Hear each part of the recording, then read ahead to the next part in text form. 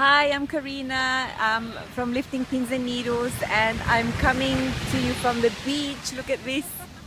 I am in the sand. And this is just a little short introduction to the video I filmed already while I was in Bolivia about all the Ogden Camis I made from true bias.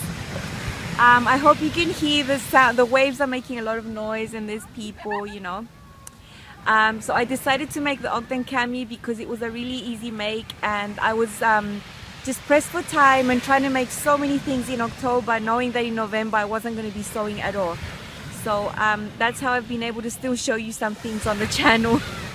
But yeah, this is my life right now. I am in a city called Viña del Mar in Chile, and it's a city on the coast right at the beach. You can see Martin's playing right there. The sun just came out. It's cloudy all morning, and so it's really nice weather, and we're not really prepared to like get wet, so we're just getting our feet wet. Marty.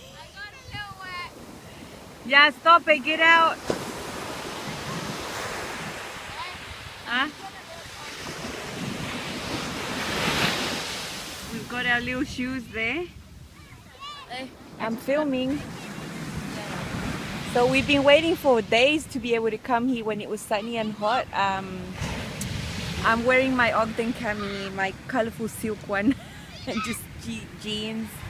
I worked last night, so I'm really tired. I only slept about 2 hours in the morning, and then I've been up with my son doing stuff. But it's really nice to be out here in the sun, in the beach, and it's not many people around. If you can see, it's not beach period yet. Look at the palm trees over there.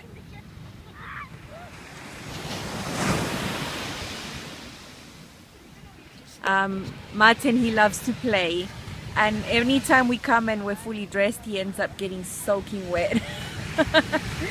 So we shall see. We'll just take him home soaking wet. Doesn't matter, it's really hot. So I'm enjoying this really sunny day. Anyway, I hope you enjoy my vlog with Ogden Camis. You can go and follow me on Lifting Pins and Needles on Instagram, where you can see all the daily pictures I posted of the 1 week 1 pattern challenge. So that's it for now. Bye. Hi sewing friends, I'm Karina from Lifting Pins and Needles, and I want to show you I believe 8 garments. Now I'm coming at you from the past as well. And I made these garments to participate in the 1 week 1 pattern challenge run by Sewisfaction. So I signed up, everything. I learned about this late October, and I know the date where you're supposed to post the pictures on Instagram is from the 25th of November to the 1st of December. Now in that date I knew I was going to be in Chile, and I'm filming this in Bolivia, but when you see this I'm going to be in Chile. There was no way I would be sewing in that time, you know, in that period of time. So I decided to batch make 8 Ogden Camis ahead of time so I could have them ready, take them with me, and then use them on the week of the challenge and then post every day on Instagram. But actually I want to show them to you now. So I love this pattern. It's very nice, very easy. I made these 8, well, in a day and a half. The first one I made was the toile, so I'll show you that one. It's just a green cotton sort of eyelet thing with embroidery. Perfect for toiles, you know, easy to see if the fit's gonna be fine. And yeah, the fit was perfect. I cut a straight size 14 on the Ogden Cami. Nothing, I didn't change anything except for the neckline. And I have a little clip for you to see what I modified, so have a look at that. On the arm side, I extended it 1.5 centimeters this way, and for 2 reasons: modesty and to allow for a wider strap, because the original strap on this is tiny and it won't cover a bra strap. So I've done that for modesty, and I've done the same on the back. I'll show you the back. The back piece doesn't need any changes, you know, but on the back neckline, I also extended it up.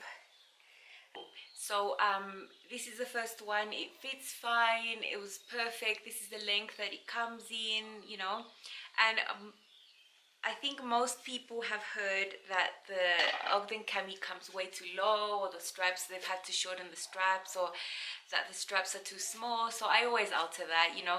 I've seen all the reviews. I've seen like 1 billion people and their mum make the Ogden Cami this year.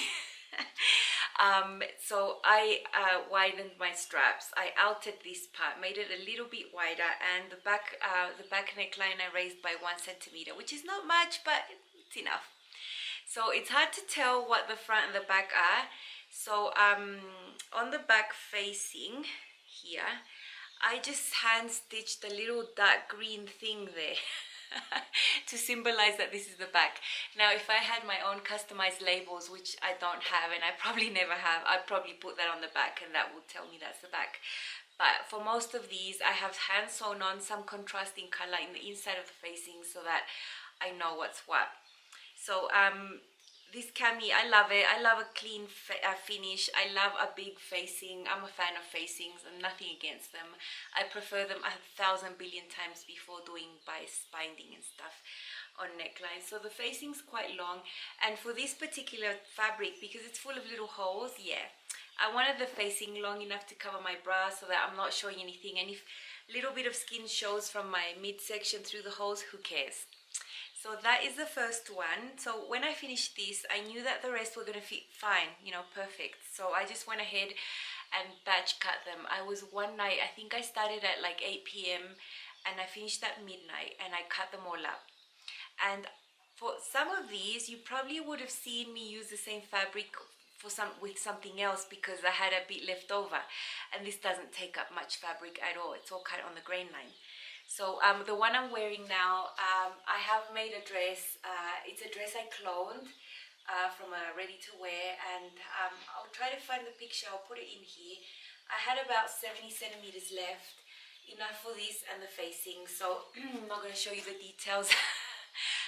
It's all understitched inside. I think that's the thing that took me the cool. So once I did the side seams for the cami and the facing, I did them all like bang, bang, bang, overlock, so straight lines. I had them done very fast. I did all the straps at the same time as well. So I had them all cut exactly the same, exactly the length I wanted. And that is, I achieved the length when I did my fitting with the green wearable toile. So I knew that my strap had to be 22 centimeters. So 1 centimeter in here and the other one's in there. So basically this to there is 20 centimeters long, and that's the length I want to get it where I want it to be. Like, I don't want it lower. I don't want this arm side all the way down. No, not my style. So once I knew how long they had to be exactly, I just cut them all out and I turned them all inside out, and I'll pop a picture in here of them all curly, then they're all pressed. So basically I had little piles of things that were ready to just attach the facing onto the main body and attach the straps inside. So that took the longest actually. I think I did the first batch in about, I did 5 the first day, and then I did 3 the next day, and I was done. So yeah. The next one, this is the third one. I've already used this fabric before to make the Orla dress. You know, there was the Orla affair, I think in July or it was due early August. So I'll pop a picture in here of that dress, but I had some bit left over. And this fabric, the print is like that. It is diagonal. This is cut on the grain line. I had only a little piece. So this fabric has lots of colors. It's got blue, red, beige, whatever. And I did a contrasting back with a scrub as well of eyelet embroidered cotton. That was the way I did this, and I like doing that. I like doing contrasting back. I think it looks cool. So I think out of all the camis I made, this is the one I like the least. I mean, not that I don't like it, I like it, but the fabric is not drapey enough. The fabric is peach skin. It's a bit stiff. It doesn't have the nice drape that these have. Like, you know, this is nice and drapey. It falls very nicely. This falls more stiffly, and so does the back because it's cotton. But yeah, so that is the third one. Now with the fourth one, I did a little boo-boo. I made a mistake. So this main fabric was from a little skirt I found, and I love this viscose. Look how flowy, and the print with the flowers. It actually looks like a painting, like someone painted this with oil paints, the flowers, you know. I just love it so much. And I had just enough to cut the body and the facing inside. The facing's quite long as well in there. So I was happily putting this together, and I don't know what, I was snipping some loose threads or something. I'd already stitched the side seams, and I cut a hole into the main front pattern piece, like a big hole. I'm like, oh, there was no way I could mend that. It was too visible. It was like right in this area here. I couldn't drop this. I mean, I couldn't find any way to fix it. So yeah, I color block that to cover my mistake. So when I color block, I always try to find the contrasting fabric in the same weight or the same type of fabric. Like I wouldn't use a stiff fabric to color block. So I had lots of this black viscose that's the same as this, so I did that. And I've said before, I only color block when I don't have enough fabric or when I make a mistake. In this case, I made a mistake, and I would never, I mean, I don't have fails. I see some people post sewing fails. Fails don't exist. I mean, I always fix them until they are wins. I do not take a fail in sewing. So yeah, this is a win. I love how it looks. It's nice and drapey, and I just love it so much. These have all under stitching in there. You can see that little thing. I'll just show you on this one, but all of them are the same. They're all the same, exactly the same. The only thing that might differ in these is the length. Some are a bit shorter, some are a bit longer, depending on the fabric I had available. But the facings inside are all big and long and chunky, you know. So that is the fourth one. 1, 2, 3, 4. Yeah, fourth. So the fifth one you've already seen, and this is the infamous colorful one I wore to announce that I was moving to Brazil. And this is that one. So after I made the toile, I made this one, and I didn't batch make this one. This is like, I made it calmly, like, you know, yeah. Because the fabric as well was very delicate. It's a silk, not that easy to work with. I took my time and finished this one. Once I'd finished the toile and this one, I just bang and batch made all the rest, you know.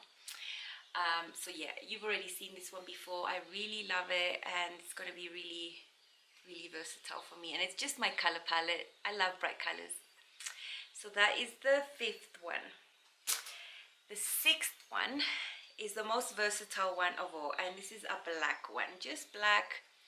Now the origin of this one was a black blouse I found in the street, a woman's blouse with, you know, with collar and sleeves, and I think it was in maybe a 2XL. When I deconstructed, I had plenty to make my Ogden Cami.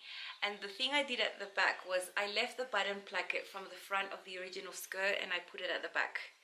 So it's decorative, it's non-functional, it's closed, it's, you know, with the facing inside. I didn't have enough to do the facing out of the same fabric, so I did it out of with satin. I had some satin left, so I cut the facings out of that. And this is just going to be my mostly worn piece, you know. Love it. So that is the sixth one. Yeah, sixth, because I have 8. I've got 2 more. Okay, the next one is also sort of like a refashion. I made this out of a skirt, and because the skirt had a back seam, I just kept that back seam there at the back. And with this print, you can barely tell. I mean, there's a back seam there. Who cares? No one can see it. And I did the facing with my with a blue pajama satin. I didn't have enough either, but you know, who cares? And the little straps, this is the only one I made different. I just made them narrow and long, and I tie them up at my shoulders. And yeah, this is the only one I did like that, and it's really nice and flowy. The fabric is a bit sheer, but the facing is so long. I made it longer to actually cover all, you know, like you won't see anything when I wear this one. So that is the 7th one, and this matches so well with jeans, you know, like I love this color. It's like jean color, but it's not, you know. And the very last one is this one. So I made this out of satin. I think it's a bit shorter than the rest, and this is because I want to pair this with the Ravana wrap pants that you've already seen. I said there that I was going to plan on making a cami, and I did, so there you go. It matches. So it's all the same, exactly the same as the other ones, only this is satin, you know. This was a bit hard to work with as well, very slippery, you know, like it wasn't that easy, but I got it done. Cool. So I am going to show you a bunch of pictures of all these camis, just highlighting the camis. They're not the pictures that I usually take outside, they're just the camis, so you can see the detail. And to see my daily posts of all these and how I would wear them in real life, you can head over to Instagram, where I'll be posting, you know, every day I'll be posting. I'm talking like I'll do that in the future because I'm coming at you from the past. Yeah, so from the 25th to the 1st of December, I think it goes from Saturday to Saturday, I'll be posting my daily pictures of all my, I have 8, you know, I only needed 7, but oh well. One, the 12 counts as the extra one because it could have not been wearable, but it did turn out wearable. Cool, that is all for now. See you soon, bye.